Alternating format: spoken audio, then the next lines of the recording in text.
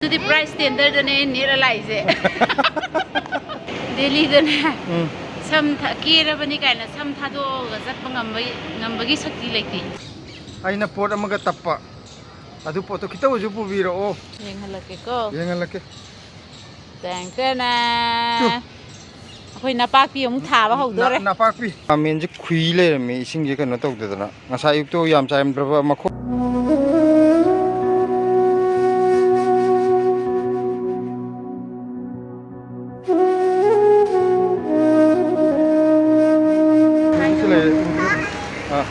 Gimana bang gimana actually ini? Mah gitu dah aku. Set ke terus farak tar aku ira set ke terus ni catar gimana tu lau nanti hai bini. Aduh ngasi di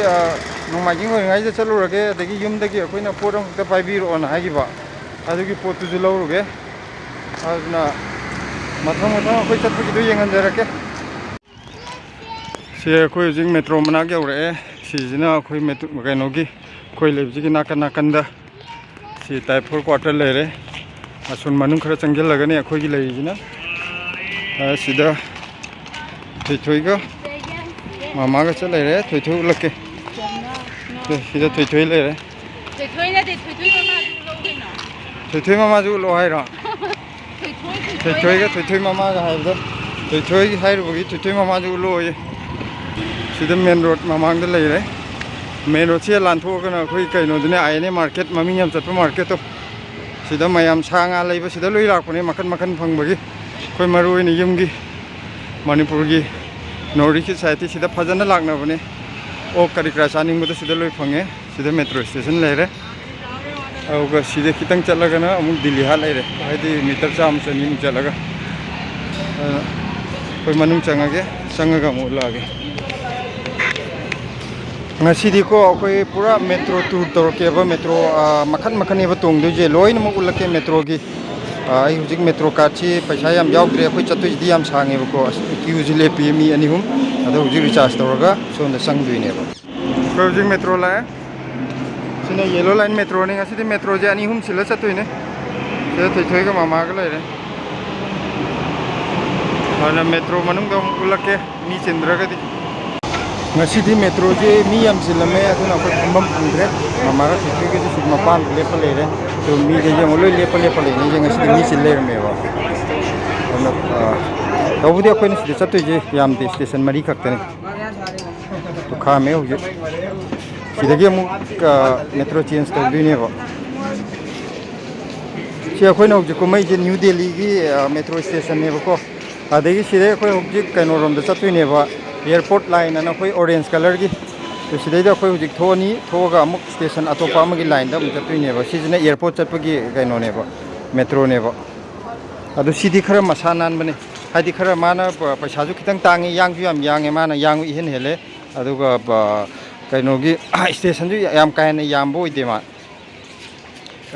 kaino gi airport chapagi special oina semba line ne ba sije new delhi da gi na airport ki oina mafam ji ju station manung ji ju ngasai atai khoi lak pu khar khena ni si na post tar ni si metro kham le re hok ji khoi manung change metro gi ada mai sit pham khu sit tha bu tha ji ju khena bune amagi duna mapan da sang thai na si gi na khoi gi chair gi type ta thani bu ko adu ga mai kaino je tangkhai je mamai onjana to amamang kanggu ji na khoi da mo onjan ba khoi sonda gi na sonda mo onjan ba hai di group onjan chat bune हम कहीं जे metro दे young बदे हम फजदरा से view जे airport चपगी view जे होगे अखोय चली जिना मथक नेबो कहीं ngasai अखोय मनुंग तोंगपने बको लैनुंग दे चेलंबा अदो हुजिक मथक तम काखलाबा अदुगा होरेंग हालेगा मुक लैनुंग चांखिनी हुजिक लैनुंग चांगदो खगा हौराबने मतेंग खक्तने मथक ते चलमी जे सिदगी खगा कुमदाबा हौरानी तुक मथक कंपनी असो सोबगी कंपनी ते सिदी स्टेशन जौरे स्टेशन अमा सी है जो बदगी दी आइन खन बद मसी मनुंग चंगरनी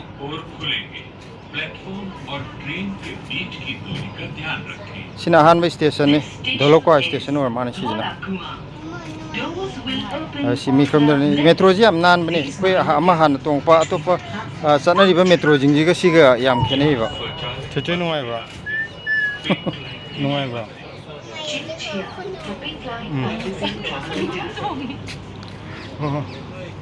आदा खुनून तो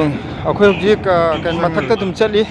तो आदा अचो अचो बिल्डिंग के याम लेरे मसा नाना याम फजबनी व्यू जिजु को सी मेट्रो लाइन की कनो जे मेट्रो जिजु सिने याम स्पोर्ट ओएबा दुगु यांग याम यांगेबा तोंगदि याम नुंगाइबदो तो अखोई हौजिक मनुंग चंग हौरे लाइनुंग लोमदो ओइ चंग्रनी बंगा साइ मथक चलम बदगी ana hojik ta lainung gi kano taro chang hore sum khar sang kan da hojik pung mam grani to hojik lainung chang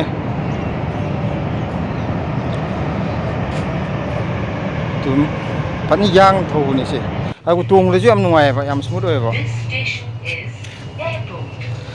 koi hojik yore airport station ne bisi jina ado sidaida khoi gi kaino da airport ta chatka da flight tong da kangu sidaida loina makumda narni sigi matung da kaino am khak lai ri station am khak lai ri ko ado khoi last oina adu gi aroi bu buk chatui ne ba khoi gi je to mi ayam loi kumda gre to khoi mi khar khak ta ngai hore tong je kai gino da sidi airport ki chen bani na airport ki oina loi lak bu do kaino tor ga hoji loi kumda hore station am khak tang ne khoi chatui je adu ga station do mung yau ra kan da khoi amuk metro am mung sin doi ne ba handa amuk tong doi jina blue line अखोई हौजे अमा yellow का कइनो का तोंगे दना orange का airport की जिना orange ने बा yellow तोंगा लाखने हौरपदुना अदु सिदैदा हौजे कुमदरगा अखोई अमु ब्लू लाइन चतुने बा ब्लू लाइन सि जगी हौगिदुने बा ब्लू लाइन चतपजे सिना मखोंग ने बा सिदगी अखोई स्टेशन अमा खतने अखोई चतुजे Dwarka sector 21 doors will open on the left थोई थोई दि तुमग्रे मेट्रो कनो तो मुंदर तो अखोई लेजे ब्लू लाइन की स्टेशन लोमदने बा सोंद उरिजिना ngasai कोइन तोंग को मेट्रो दो एयरपोर्ट की लाइन की दो मसकसु याम फजबने मेट्रो जे तोंग दजु याम नुंगाय नान जु याम ना लेबो को हे जेंग दजु फजबने सिना तो सटखरे अखोई ब्लू लाइन दो जे कनो मुक मेट्रो लाको मुक गायगिनी सिगी जिना मुक खरा लल्लेबा मेट्रो जे अरे मी जु मयाम गायनरी जे हे हौरक प मखोंग निना बको सिदा मेट्रो जे खरा अदम गेप लई हाय तारे लाखो जे अतई ददी अदम नाखो होगी मेट्रो यौरे ब्लू लाइन की जो अदु सिदा स्टेशन अमा चलगा अखोय मकुमदा दुइनी तो सिदा हौरपनी ना सिदगी हौबनी ना को मी लोय कुमदग्रे यांग हांग जे मेट्रो मनुंग जे कोई मी खरा खक्तनी तोंगी जे तो इंथ्रुआना अमते यावदे तो आदा मी खरा खक फमी जे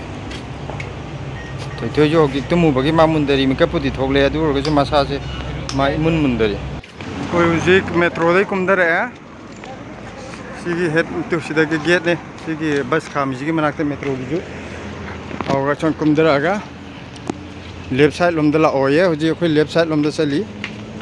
मान मुदु को पाव पांग रे सिना फैये हाइदी अकोइबा फजब जे बिल्डिंग जी यामना नवो नवदो वनति माइ लेबम दे दम नुंगाय लोरे आई मान ले तो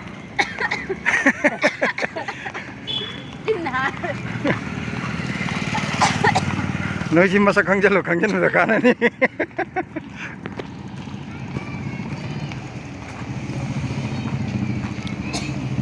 फजे मफम संगम जम नाल आई उखोगीजुको याम पोस्ट ताब हाइतार सी क्वार्टर परिंग दो दोरो नगिजा सिना खोय जि चंगपगी पास ने याम कुमनदी उलरोगे हौजी अखोई इमानबगी दि थोगले यम हनगेना अदो मेट्रो तोंगजे ngasai लाकपना अखोई सोंदगी लाकपने अदो हौजी सोना कंदा ओइना मु हल्लानी आदि ngasai अखोइना लाकप लाइन दु हल्लारोय हंदंगना अतोप लाइन दे हल्लागा पूरा राउंड ओइ चलगे थोइथोइजु मेट्रो द हायबको अदो ngasidi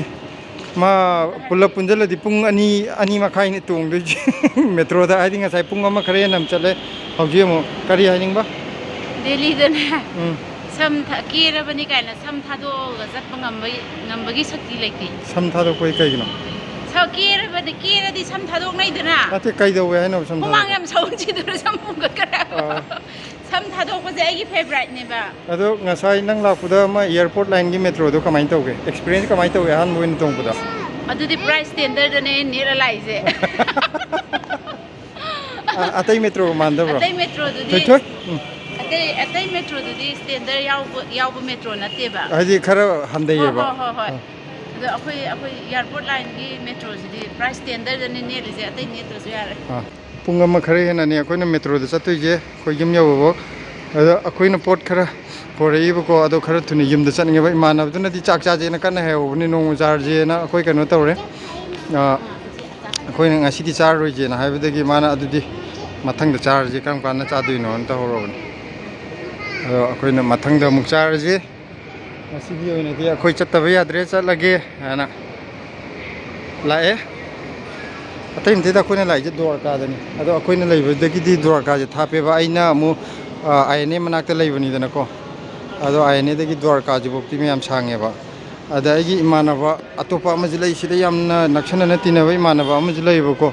ꯑꯗ ꯃꯥꯒꯤꯗ ꯆꯪꯉꯝꯒꯗꯧꯗꯣ ꯉꯁꯤꯁꯦ ꯈꯤꯇꯪ ꯐꯔꯛ ꯇꯥꯔꯦ ꯃꯊꯪꯒꯤ ꯀꯩꯅꯣꯗ ꯑꯃꯨꯛ ꯁꯇꯔꯗꯦ ꯅꯠꯇ꯭ꯔ ꯁꯟꯗꯦꯗ ꯑꯃꯨꯛ ꯂꯥꯛꯑꯒꯦ ꯃꯥꯒꯤ ꯃꯅꯥꯛꯇꯅ ꯑꯗꯨꯃꯥꯏꯅ ꯈꯜꯂꯕ ꯑꯗꯣ ꯃꯥ ꯇꯥꯔꯗꯤ ꯑꯩ ꯂꯥꯛꯑꯝꯃꯦ ꯍꯥꯏ ꯆꯪꯉꯛꯇꯦ ꯌꯥꯗꯤ ꯃꯥ ꯁꯥꯎꯕꯁꯨ ꯌꯥꯏ ꯑꯗꯣ ꯑꯩꯅ ꯐꯖꯅ ꯍꯥꯏꯔꯅꯤ ꯃꯉꯣꯟꯗ ꯅꯠꯇ꯭ꯔꯒ ꯃꯉꯣꯟꯗ ꯍꯥꯏꯗꯣꯛꯑꯔꯣꯏꯒꯦ ꯚꯤꯗꯤꯑꯣꯗ ꯌꯥꯎꯔꯒꯗꯤ ꯌꯥꯎꯔꯛꯑꯦ ꯚꯤꯗꯤꯑꯣꯗ ꯈꯪꯉꯀꯥꯟꯗ ꯑꯩ ꯑꯣꯏꯅ ꯁꯦꯡꯇꯣꯛꯑꯒꯦ ꯃꯉꯣꯟꯗ ꯍꯥꯏꯗꯣꯛꯑꯔꯣꯏꯒꯦ ꯅꯠꯇ꯭ꯔꯗꯤ ꯑꯩꯅ ꯂꯥꯛꯑꯣ ꯂꯥꯛꯑꯣꯅ ꯍꯥꯏꯔꯒ ꯁꯨꯡꯂꯥꯛꯇꯤ ꯂꯥꯛꯇꯅ ꯑꯗꯨꯒ ꯂꯥꯛꯑꯒꯁꯨ ꯆꯪꯉꯝꯗꯦꯅ ꯃꯥꯅ ꯑꯃꯨꯛ ꯁꯥꯎꯔꯅꯦꯕ ꯑꯗꯣ ꯑꯩꯈꯣꯏ ꯇꯤꯟꯅꯕ ꯑꯩꯈꯣꯏ ꯏꯃꯥꯟꯅꯕ ꯑꯩꯈꯣꯏ ꯃꯔꯛ ꯃꯌꯥꯝꯁꯤꯗꯕꯀꯣ ꯑꯩꯅ ꯈ꯭ꯋꯥꯏꯗꯒꯤ ꯍꯦꯜꯂꯦꯕ ꯆꯠꯀꯟꯗꯕꯁꯦ ꯑꯗꯨꯅ ꯃꯥꯅ ꯅꯪꯒꯤ ꯏꯟꯊꯣꯛ ꯆꯠꯀꯟꯗꯦꯅ ꯉꯥꯡꯉꯝꯕꯅꯤ ꯑꯗꯨ ꯍꯥꯏꯔꯤꯕ ꯃꯊꯛꯇꯨꯗ ꯑꯃꯨꯛ ꯁꯤꯗ ꯂꯥꯛꯑꯒ ꯑꯃꯨꯛ ꯆꯪꯉꯝꯗꯦ ꯍꯥꯏꯔꯗꯤ ꯑꯃꯨꯛ ꯍꯦꯟꯅ ꯁꯥꯎꯔꯅꯤ ꯑꯩꯈꯣই ꯇꯤꯜꯍꯧꯗꯣ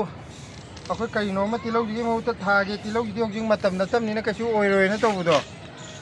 ꯇꯤꯜꯍꯧꯁꯤ ꯌꯦꯡꯉꯣ ꯃꯅꯥꯎ ꯐꯖꯅ ꯇꯥꯔꯝꯃꯣ ꯋꯥꯅꯤ ꯍꯥꯏꯗꯤ ꯃꯇꯝꯁꯤ ꯅꯠꯇꯦꯗꯅꯀꯣ ꯃꯇꯝꯗꯗꯤ ꯌꯥꯝ ꯐꯖ ꯇꯥꯗꯣꯏꯖꯥꯠꯅꯤ ꯍꯥꯏꯗꯤ ꯀꯃꯥꯏꯅ ꯇꯧꯔꯝꯅꯤ ꯍꯥꯏꯗꯤ ꯂꯣꯡꯊꯣꯛꯑꯝꯅꯤ ꯀꯩ ꯊꯥꯖꯗꯕ ꯂꯣꯡꯊꯣꯛꯄ ꯍꯧꯔꯝꯃꯦꯕ ꯃꯇꯝ ꯅꯠꯇꯕꯁꯤꯗ ꯃꯆꯥ ꯑꯃꯈꯛ ꯊꯥꯈꯤꯕꯅꯦꯕ ꯑꯗꯨꯒ ꯀꯩꯅꯣꯝꯇꯒ ꯍꯥꯏꯒꯦ ꯑꯩ ꯁꯣꯝꯗ ꯉꯁꯥꯏ ꯑꯩꯈꯣꯏꯅ ꯏꯃꯥꯟꯅꯕ ꯑꯃꯒꯤꯗ ꯆꯠꯇꯣꯏꯅꯤ ꯄꯣꯠ ꯑꯃ ꯂꯧ ꯆꯠꯇꯣꯏꯅꯤ ꯀꯩꯅꯣ ꯇꯧꯕꯅ ꯍꯥꯏꯕꯗꯣ ꯀꯩ ꯂꯧꯒꯦꯕꯣ ꯑꯇꯩ ꯀꯩꯁꯨ ꯅꯠꯇꯦꯗ ꯏꯃꯥꯟꯅꯕꯅ ꯉꯥꯔꯤ ꯄꯨꯕꯤꯔꯛꯄ ꯍꯥꯏꯗꯤ ꯑꯩ ꯁꯣꯝꯗ ꯊꯥꯎ ꯊꯨꯝꯁꯨ ꯀꯌꯥ ꯆꯥꯕ ꯌꯥꯗꯕꯅꯤꯅ ꯉꯥꯔꯤꯗꯣ ꯌꯥꯝ ꯆꯪꯉꯦꯕꯀꯣ ꯑꯗꯣ ꯗꯦꯜꯂꯤꯗꯒꯤ ꯌꯦꯟ ꯂꯩꯕꯗꯨꯗꯤ ꯁꯤꯗꯗꯤ ꯉꯥꯔꯤꯗꯣ ꯇꯥꯡꯉꯤꯗꯅ ꯌꯥꯝꯅ ꯑꯩ ꯏꯃꯥꯟꯅꯕꯗꯨ ꯌꯨꯝ ꯊꯣꯛꯎꯕꯗꯨꯗ ꯑꯩꯒꯤꯅꯦꯅ ꯉꯥꯔꯤ ꯈꯔ ꯄꯨꯕꯤꯔꯛꯄ ꯑꯗꯨꯗ ꯑꯩꯒꯤ ꯉꯥꯔꯤ ꯄꯨꯕꯤꯔꯛꯄꯗꯨꯗ ꯑꯩꯅ ꯄꯣꯠ ꯑꯃꯒ ꯇꯞꯄ ꯑꯗꯨ ꯄꯣꯠꯇꯣ ꯈꯤꯇ ꯑꯣꯏꯁꯨ ꯄꯨꯕꯤꯔꯛꯑꯣ ꯑꯩꯅ ꯌꯥꯝꯅ ꯗꯔꯀꯥꯔ ꯑꯣꯏꯌꯦꯅ ꯍꯥꯏꯕꯗꯨꯗ ꯏꯃꯥꯟꯅꯕ ꯄꯨꯕꯤꯔꯛꯑꯦ ꯈꯔ ꯀꯩ ꯄꯣꯠꯅꯣ ꯈꯪꯕꯤꯌꯨ ꯌꯦꯡꯍꯜꯂꯛꯀꯦꯀꯣ ꯌꯦꯡꯍꯜꯂꯛꯀꯦ ꯇꯦꯡꯇꯦꯅ